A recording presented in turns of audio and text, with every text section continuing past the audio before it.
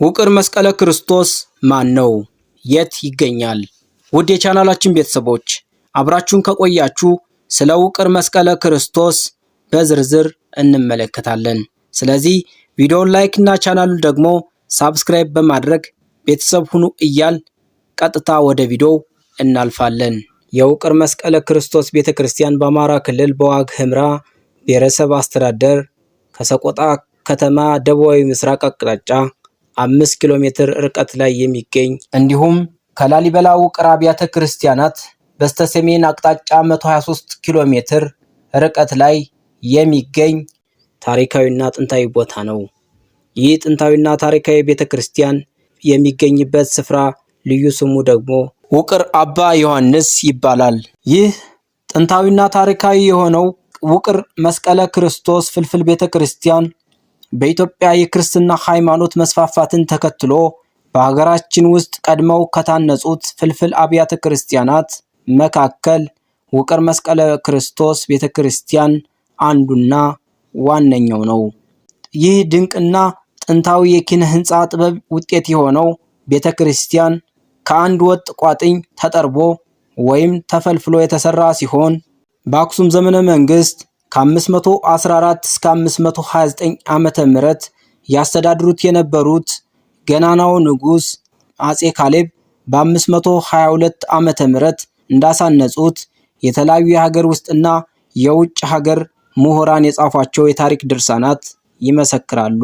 ከነዚህም መካከል ማይክል ግሬቨርስ፣ ረዳት ፕሮፌሰር ውዱ ጣፈጠ፣ ዶክተር አያሌው ሲሳይና ዮናስ ኪን የመሳሰሉትን የታሪክ ተመራማሪዎች በጥቂቱ መጥቀስ ይቻላል። ይህ ደግሞ ውቅር መስቀለ ክርስቶስ የላሊበላ ውቅር አብያተ ክርስቲያናትን ከ600 ዓመታት በላይ ሊበልጥ እንደሚችል መገመት ይቻላል። ምክንያቱም የላሊበላ ውቅር አብያተ ክርስቲያናት የተገነቡት በ12ኛው ክፍለ ዘመን ማለትም በ1166 ዓመተ ምህረት 10ሩን አብያተ ክርስቲያናት ቅዱስ ላሊበላ ማነጽ እንደጀመሩ ታሪክ ያስረዳል። የውቅር መስቀለ ክርስቶስ ቁመቱ 11 ሜትር ከ60 ሴንቲሜትር እና ወርዱ ደግሞ 8 ሜትር ከ55 ሴንቲሜትር እንደሆነ መረጃዎች ያሳያሉ። ይህ ጥንታዊና ታሪካዊ የሆነው ውቅር መስቀለ ክርስቶስ ከአንድ ወጥ አለት ተፈልፍሎና ተጠርቦ የተሰራ ቤተክርስቲያን ሲሆን ቤተክርስቲያኑ በሶስቱም ጎኖቹ ከተፈለፈለበት ቋጥኝ ተለይቶ የቆመ ነው። በምዕራብ በኩል ግን ጣራው ከቋጥኙ ጋር ተያይዞ ይገኛል። ውቅር መስቀለ ክርስቶስ 7 ክፍሎች፣ 4 በሮች፣ 5 ደረጃዎች፣ 14 ዝግ እና ክፍት መስኮቶች እንዲሁም 11 አምዶች ያሉት ጥንታዊና ታሪካዊ እንዲሁም ማራኪ ፍልፍል ቤተክርስቲያን ነው። ቤተክርስቲያኑ የአጼ ካሌብና የልጃቸው ገብረ መስቀል የክብር ዕቃ ማስቀመጫና የዋግ ሹሞች መቃብር እንደነበር ይነገራል። አስከሬንን አድርቆ በማስቀመጥ ጥበብ ተዘጋጅተው ለረጅም ዘመናት እንደተቀመጡ የሚነገርላቸው የበርካታ ሰዎች አካላት በቤተ ክርስቲያኑ ምዕራባዊ ክፍል ውስጥ የሚገኙ ሲሆን አስከሬኖቹ የተገነዙት በቆዳ ሆኖ ቆዳዎቹ ደግሞ በትናንሽ እንጨት መሰል ቁልፎች እንዲያያዙ ተደርጓል። ጥንታዊ ኢትዮጵያውያን እጅግ በጣም ጥበበኞች ነበሩ። ምክንያቱም በኪነ ህንፃ አሰራር ላይን የሚማርኩና ዛሬም ድረስ ዓለምን ሁሉ እጅግ የሚያስገርሙ ናቸው። ለዚህ ደግሞ ጥንታዊ አብያተ ክርስቲያናት እንደ ውቅር መስቀለ ክርስቶስ ያሉ ምስክሮች ናቸው። ሁለተኛ፣ በጥንታዊ ዘመን አስከሬንን አድርቆ የማስቀመጥ ጥበብ እንደነበራቸው የሚነገርላቸው ኢትዮጵያውያን በውቅር መስቀለ ክርስቶስ ለረጅም ዘመናት በቤተ ክርስቲያኑ ምዕራባዊ አቅጣጫ የተቀመጡት ቅሪተ አካላት ማሳያዎች ናቸው። በሶስተኛ ደረጃ እጅግ ውብና ድንቅ የሆኑ የግድግዳና የጣራ ላይ ስዕሎች ናቸው።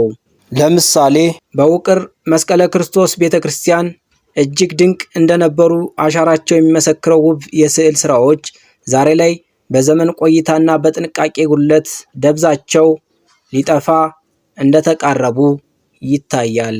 በመስቀለ ክርስቶስ የሚገኙትን ስዕሎች ለመረዳት እንደሚቻለው ያሳሳሉ ጥበብ ጥንታዊውን ዘዴ የተከተለ ነው። ስዕሎቹ የተሰሩት በጭቃ ሞርታር ግድግዳው ላይ በተለጠፈ ጨርቅና በውቅር ሕንፃው ላይ በተቀባ የኖራ ቀለም ላይ እንደሆነ ይታያል። ስዕሎቹ የውሃ ቀለም እና የቀለም ቅብ ስራዎች ናቸው። በእነዚህ የአሳሳል ዘዴዎች የተሰሩት ስዕሎች በቤተ ክርስቲያኑ ደጀ ሰላም ግድግዳ ላይ፣ በመግቢያው በር እና በቋሚ ምሰሶች ላይ ይታያሉ።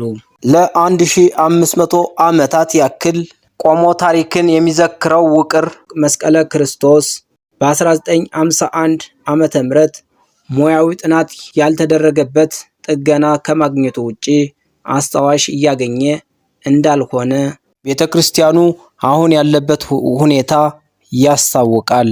ቤተ ክርስቲያኑ ረጅም ዕድሜ ያስቆጠረ በመሆኑና በአሁኑ ወቅት የሚደረግለት እንክብካቤ በቂ ባለመሆኑ ምክንያት የመፍረስ አደጋ ተጋርጦበታል።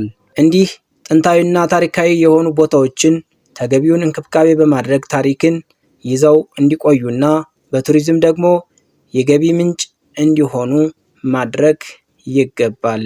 ውድ የቻናላችን ቤተሰቦች ይህን ቪዲዮ ከወደዳችሁት ላይክ እና ሼር እንዲሁም ሳብስክራይብ በማድረግ ቤተሰብ ሁኑ እያልን ስለምትከታተሉን እጅግ እናመሰግናለን።